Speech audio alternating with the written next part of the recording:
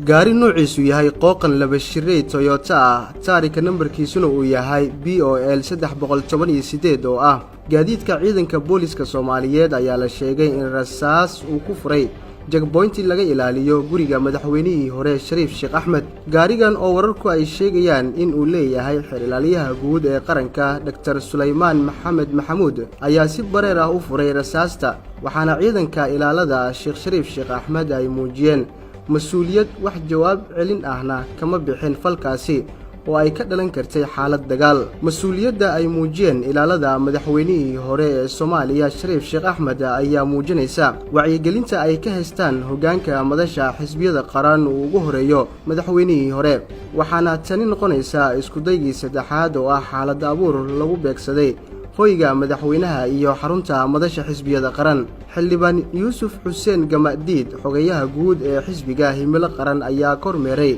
barta kontarool ee la rasaaseeyay. warar dheeraad ah ayaa ka soo baxay ciidamo ka tirsan booliska Soomaaliya oo galabta rasaas ku furay sida la sheegay mid ka mid ah jigboonsada laga ilaaliyay guriga uu degan yahay madaxweynihii hore ee Soomaaliya Sheekh Shariif Sheekh Axmed kaas oo ku yaala wadada gasho garoonka diyaaradaha ee magaalada Muqdisho.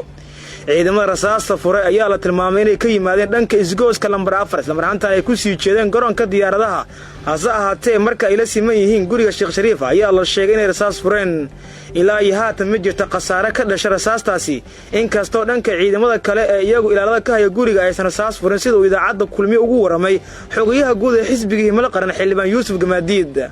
sida hore laga galo xarunta xisbiga Himilo Qaran ahna hoy uu degan yahay gudoomiyaha madasha xisbiyada qaran madaxweynihii hore Sheekh Shariif Sheekh Axmed ayaa gaari nooc Hilux Toyota oo ay ku buursantay astaanta booliska Soomaaliyeed ayaa xabad ku furay.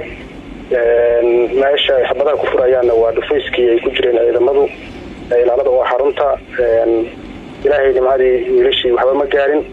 ayagu hore ayay magadan bade shakiyo badan jiray dardaaran badan la siiyay inaysan ayagu xabad si fudud aysan marnaba ku ridin. wax jawaab bixin gaarigeeda uu gudbay xabadaha markuu furay kadib. intaas ayaan ognahay hadda baaritaano badan oo sameynayna insha Allah taala dibaan warbaahinta kala wadaagi doonaa ilaahay tuu qadar.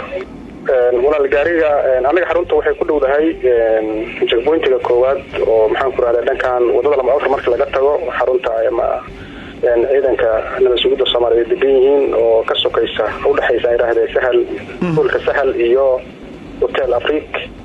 dhankaas ayay lambar 4 xagga dokiin jagboonta ka soo gudbay wadada dhanka airportkuna uu socday gaariga xabadaha furay. salaam amni maya idnana lama soo xiriirin. dhawaan ayay ahayd markii hadalhayn xoogan ay ka dhalatay ciidamo booliis oo dhowr habeen gaaf wareegay guriga madaxweynihii hore ee Soomaaliya Sheekh Shariif Sheekh Axmed. muuqaalada noocan oo kala ah aad wax ka faa'iideyso like sar si aan u aragno cadada tirada daneynaysa mahadsanid.